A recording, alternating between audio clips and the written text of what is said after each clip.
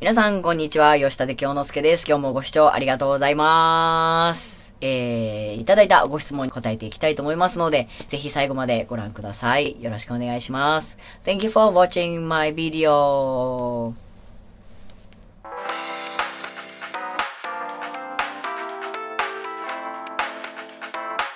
それでは、お便り読んでいきたいと思います。たくさんのお便り本当にありがとうございます。これこのまま読んでいいのかな？木口さんからいただきました。ありがとうございます。読み方間違ってたらごめんなさい。英語でいただいておりますので、僕が勝手に翻訳をします。ホルモン治療の費用についてなんですけど、ホルモンを摂取するのにどれぐらいかかりましたか？費用が心配ですということなんですけど、多分国によると思うんですよ。日本だと、保険が効く場合と効かない場合があって、効く場合は、僕は保険が効くんですけど、ガイドラインっていうものがあるんですよね。その、治療にあたって。で、そのガイドラインに沿った、治療を進めていくと、あなたは本当に性別違和ですね、トランスジェンダーの人ですね、みたいな感じの、OK がもらえるんですよ。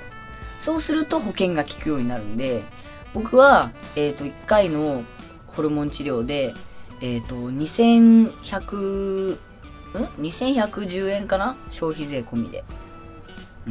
で、毎回ホルモン治療をして、ホルモン注射をしております。他の国がいくらかかるのかわからないし、保険がね、効かない場合もあるし、日本で保険が効かないと、めちゃくちゃ高くって、安くても3000円で、高いとやっぱ5000円ぐらいするんですよ、1回で。なので、ガイドラインに沿った治療をして、まあもちろんその間にもね、治療費とかかかりますけど、でもね、後々、こう、一番長くやっていく治療だと思うんで、ホルモン注射は。なので、ホルモン治療したいなと思ってる人は、もう、まずはそのガイドラインに沿って、ちゃんと、病院に通うのをお勧めします。そうすると、外科の手術とかはまだ保険は効かないんですけど、そういうホルモン治療とか、ちょっとしたものに関しては保険が効くので、はい。日本にお住まいの方、日本国籍の方はそういう風にできるとは思うんですけど、海外だとね、どうなんだろうね。なので、多分、日本よりかはちょっとかかっちゃうかもしれないんですけど、自分の納得いくように、治療を進めていかれるといいなと思いますので、頑張ってください。ありがとうございます。あとね、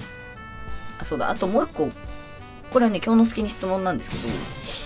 けど、友人や家族にカミングアウトしましたか？反応はどうでしたか？友達に関しては、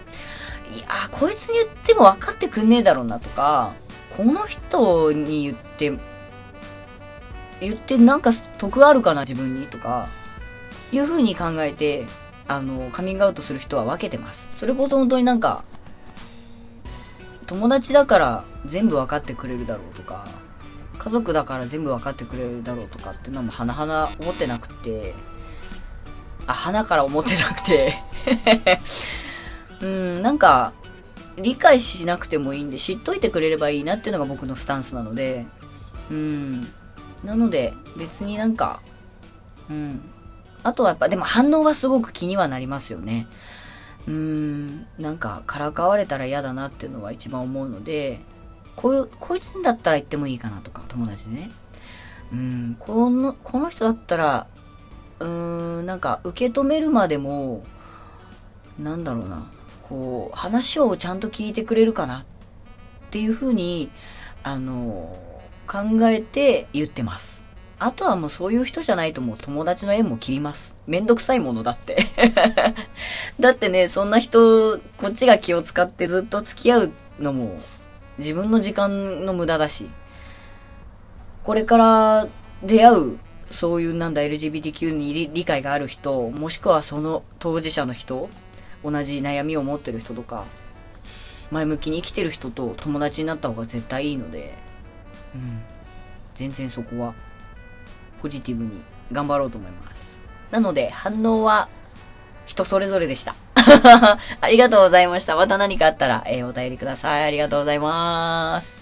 はい、それでは次のお便り読んでいきたいと思います。あ、そうだ、こっちだ。MacBook の方です、今回は。はい、こちら、僕の推しがいっぱいね。V さんからいただきました。ありがとうございます。今回も英語でいただいてるんですけど、僕が翻訳をかけて、翻訳をさせていただきたい。はい、翻訳をして答えさせていただきたいと思います。私は性別違和の歌手です。同じです。ありがとうございます。ホルモンを続けることにした場合、ホルモンが私の声にどのように影響するかが心配です。あなたがホルモン治療で経験している声の変化について詳しく話していただけますか？めっちゃ丁寧に書いてくださっている。ありがとうございます。で、このホルモン治療はあなたの歌とテクニックにどのように影響しますか？まず、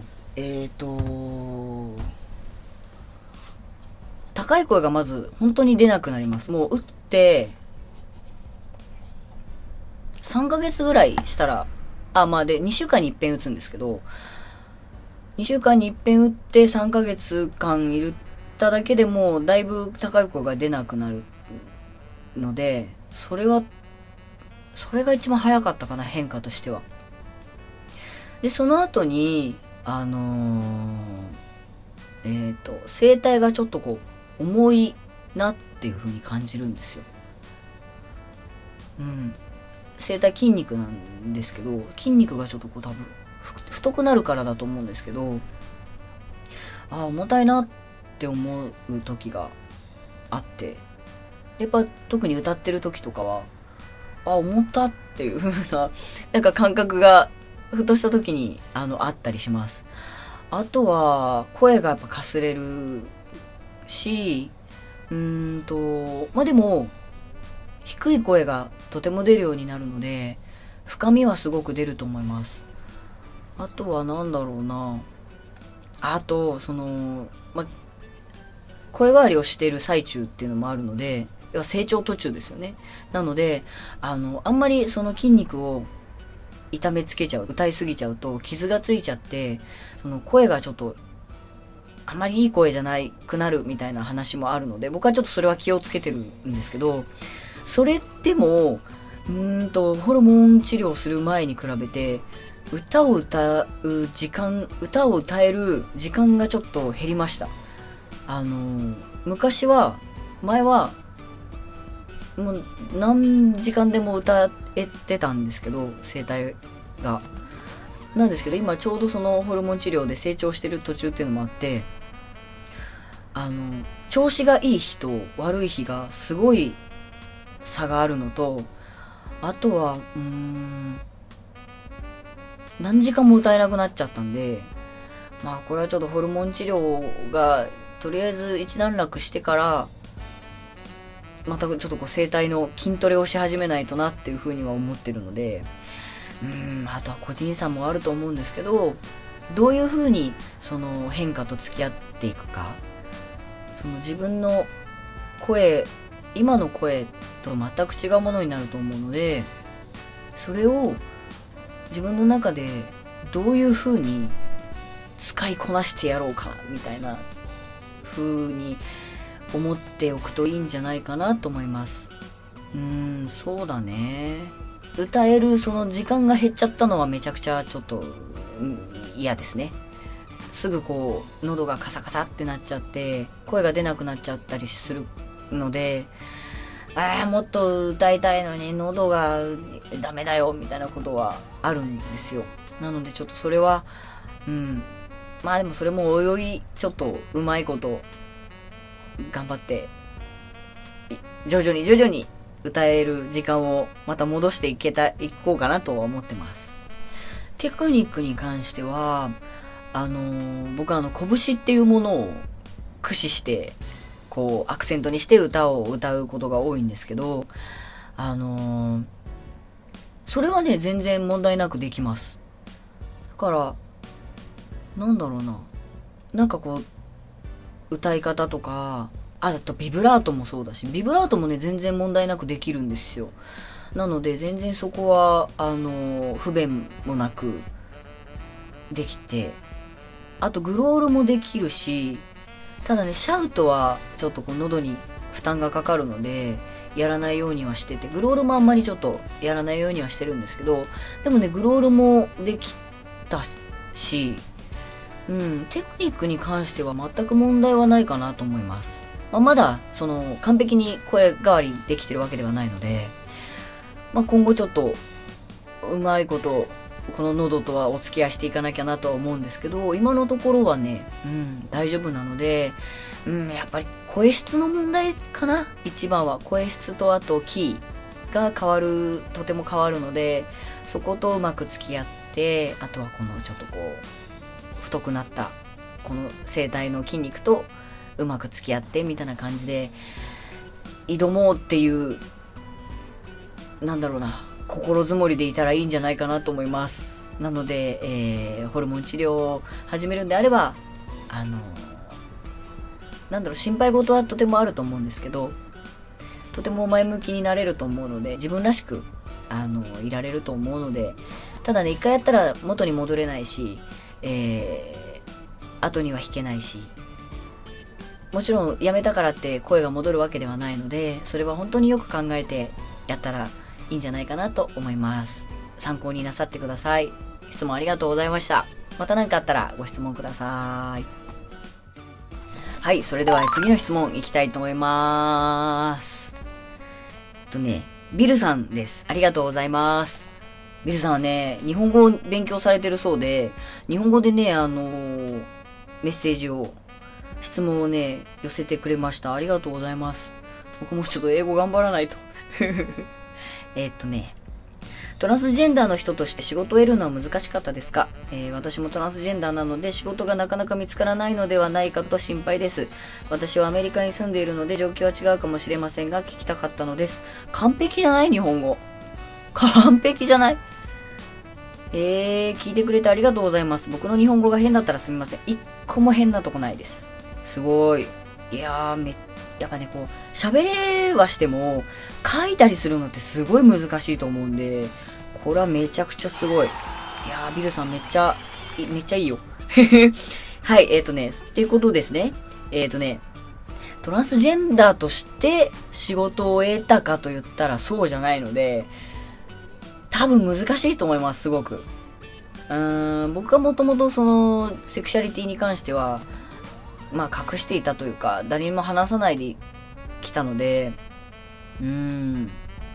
から、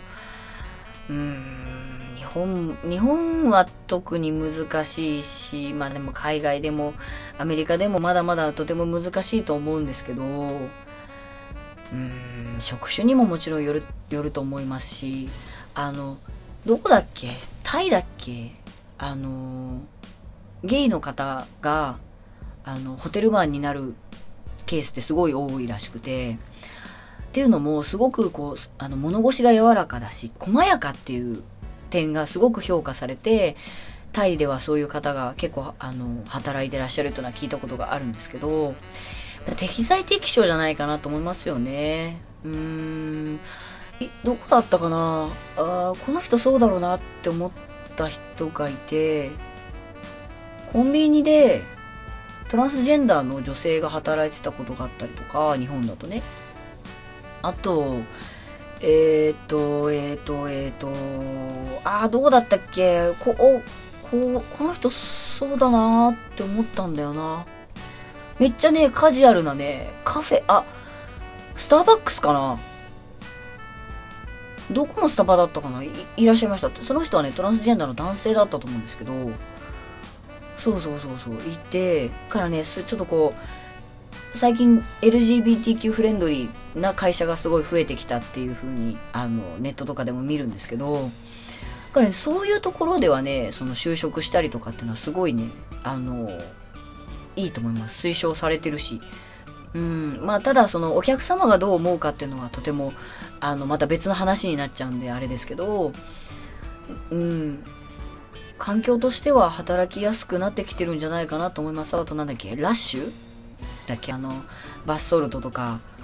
なんかすごい匂いがするところのやつ。雑。あとは、ほら、デパートでさ、メイクのさ、してくれる人いるじゃない。あの人なんて言うんだっけ、アテンダントさんなんだっけ、いるじゃないですか。あれ昔はほんと女性ばっかだったんですけど、最近は男性も結構多くいらしてて、RMK とナーズとマックとはいたかな。うん。まだそんな多くはないですけどね。あとは、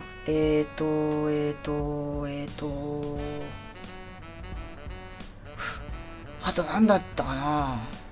だからそういうのかな。まあね、エンターテインメントの世界は日本は全然遅れてるので、やっと最近 LGBT を笑い物にしちゃダメだなっていうのに気づいたぐらいなんですよ、日本のテレビって。なので、あんまり、うん、から僕はあんまりテレビに出たくないんですけど、ほんと昔に比べたら、働ける場所がすごく増えてるなっていうのは思います。あと、どこだったかな。あとは、服屋さん。そこだったかな。あ、思い出した。はとバスっていうバス会社があるんですけど、バスガイドさん、日本に来たことがある方はわかると思うんですけど、ツアーバスにね、ガイドをしてくれる女性がいるんですけど、それね、もう昔から女性しかできなかったんですよ、バスガイドって。ほんとなぜか女性の仕事で、バスを運転するのは男性がやって、っていう、悪しき風習があったんですけど、それが何年前だったかな。バスガイドの採用を男性も採用するようにしますみたいなのが